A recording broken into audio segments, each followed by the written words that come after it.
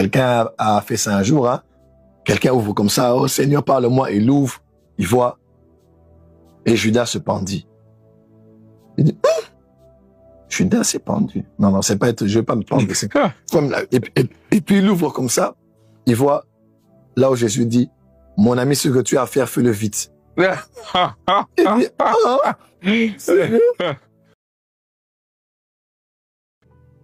vous devez, ce que je veux dire, c'est grave. On est prêt. Autant que c'est simple.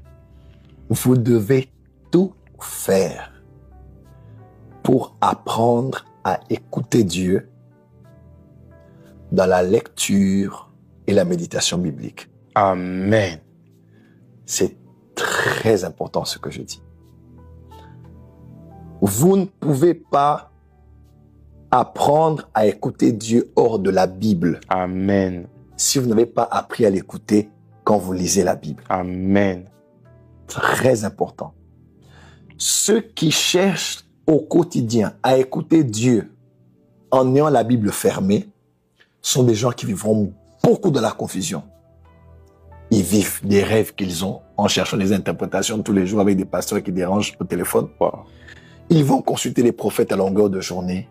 Ils vont dans les retraites pour questionner Dieu, mais avec une Bible fermée à la maison.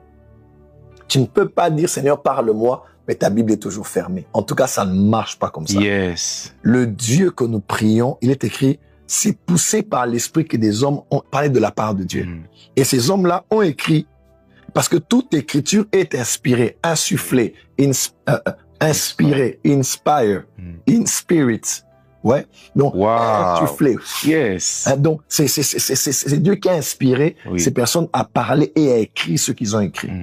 Tu ne peux pas vouloir écouter le Saint-Esprit que par la bouche des personnes animées par l'Esprit, sans pour autant écouter Dieu dans la Bible, écouter le Saint-Esprit dans la Bible.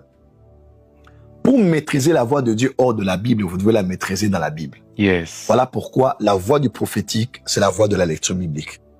Je lis un texte, à part le fait historique et ce que je lis, qu'est-ce que Dieu veut me dire? J'aime beaucoup cette tactique qu'on a donnée quand on était nouveau converti. Il faut, après avoir tout lu, qu'est-ce que je retiens de ce texte? Qu'est-ce que Dieu veut me dire dans ce texte? Voilà. Et de manière très systématique, c'est pas cette bonne tactique que quelqu'un disait toujours, moi, quand je veux que Dieu me parle, je prends la Bible, puis j'ouvre, et puis je mets mon doigt quelque part, et c'est la pensée de Dieu. Quelqu'un a fait ça un jour, hein. Quelqu'un ouvre comme ça, oh Seigneur, parle-moi, il ouvre, il voit, et Judas se pendit. Il dit, Judas s'est pendu. Non, non, c'est pas être, je vais pas me pendre. Comme là. Et puis il ouvre comme ça, il voit là où Jésus dit, mon ami, ce que tu as à faire, fais-le vite. Il dit, je fais vite. Et puis il ouvre comme ça, il dépose l'obéissance vaut mieux que les sacrifices. Satan, God forbid by fire.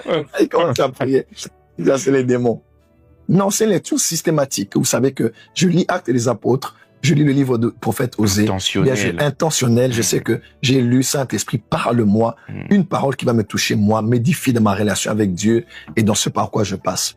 Quand vous avez appris à écouter Dieu dans sa parole, vous êtes garanti de discerner, d'écouter n'importe quelle voix hors de la parole. Pourquoi? Il semble qu'il existe un centre, je ne sais pas, on m'en a parlé, où on apprend aux gens à détecter les faux billets de dollars. Même en euros, est-ce qu'il y a des faux billets d'euros? Oui, bien sûr. Des faux billets. Alors, qu'est-ce qu'on fait pour les apprendre à détecter? Au-delà du visuel, il y a aussi le manuel, le sensationnel. Et on le fait par le toucher. Qu'est-ce qu'on fait? On les fait toucher tous les jours. Tous les gens qui étudient là-bas, vous touchez des vrais billets, vrais billets, vrais billets. C'est tout ce que vous faites à longueur de journée. Vrais billets ici, vrais billets là-bas. Et pendant un long moment. Et le jour de l'examen, on vous fait entrer des faux billets sans que vous ne sachiez. Wow. Ouais. Et généralement, ceux qui réussissent, ça fait la différence parce qu'ils sentent que c'est pas forcément ce que je vois, mais c'est pas ce que j'ai toujours senti au quotidien. Parce qu'on reconnaît facilement le faux qu'on est habitué au vrai. Yes. On reconnaît facilement le faux qu'on est habitué au vrai. Quelqu'un qui est habitué à la prière, à la présence de Dieu, à son temps de dévotion personnelle dans la prière, même si un ange qui ressemble à un ange de Dieu vient, vous allez sentir qu'il y a quelque chose qui ne va pas. Il n'y a pas une connexion parce que vous avez tellement été habitué à la présence de Dieu que quand une autre présence vient, vous savez la détecter automatiquement. Voilà pourquoi, si tu as appris à écouter Dieu dans la Bible au quotidien, crois-moi, crois-moi, tu discerneras exactement si une voix hors de la Bible est de Dieu ou n'est pas de Dieu. Pourquoi? Parce que dans Éphésiens 6, il est écrit, mais l'épée de l'esprit, c'est la parole. Dans l'arme que le Saint-Esprit utilise là. Et vous savez, l'épée, c'est une arme offensive et défensive. Pour te protéger, mais aussi pour attaquer, c'est la parole. Donc, si tu veux être ami du Saint-Esprit là, l'arme que le Saint-Esprit utilisera dans le combat du temps de la fin avec toi, c'est dans la parole. Amen. Parce que c'est cette parole-là, Hébreux 4, verset 12, qui dit, mais la parole de Dieu est comme une épée à double tranchant. Elle est capable d'aller séparer jointure et moelle et séparer âme et esprit. Ouais. Voilà. Donc, la parole de Dieu peut aller séparer l'âme et l'esprit. Ouais. Ça peut arriver à un moment, ton âme, tu sens comme si la parole là, ce sont ses sentiments, et moi, tu sens que c'est l'esprit, tout est un peu mélangé. Ce qui peut mettre la différence. Ce qui peut séparer l'âme de l'esprit, ce qui est de Dieu ou pas de Dieu, c'est la parole.